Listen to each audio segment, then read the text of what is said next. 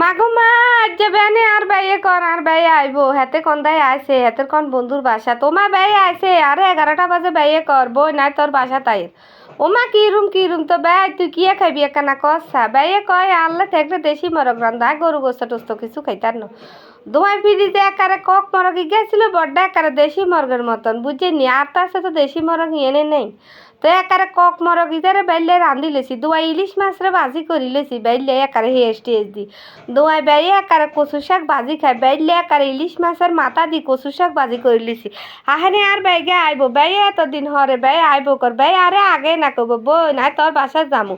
by আরে অনা চুকা কর 12টা বাজে বই না আইবো আহারে বইনে তো হাগলে গেছি বাইরে কিয়া খাবামু তুই দুয়াই এখান রান্ধি এলেছি রান্ধিয়ে বল বাই ওমা আইতে আইতে 2টা বাজি গেছে বল বাইরে একারে টেবিলে বাদ দিছি বাইরে কয়ে খা তুই কি আর আগাদি কইছে আহারে বাই আইসে কলিয়া যেন একারে আকাশের মতন বড্ড হয়ে গেছে আহারে বাইর করে দেখলে মনে হয় যেন কি আকাশের সান হয়েছি কি আর মতন ব্যাগ বনিরা এরকম ওমা বাইয়ে কত ইকা করার কিলা কিনু আমি এমন আসেনি সার নানেরা ব্যাগে কি আর বাইরে চিনে নিয়ে আর বাই গে আর বাইর নাম রায়হান আরে বুঝেনি হেতেরা আবার ছোড়বো ব্যাগে চিনে আজ হুজি গুলো আবার শতানি করেন আর বিডিও তো আছে